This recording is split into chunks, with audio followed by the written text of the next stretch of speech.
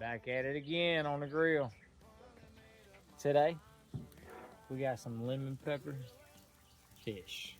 Look at them big old fillets. I got a little toast going on.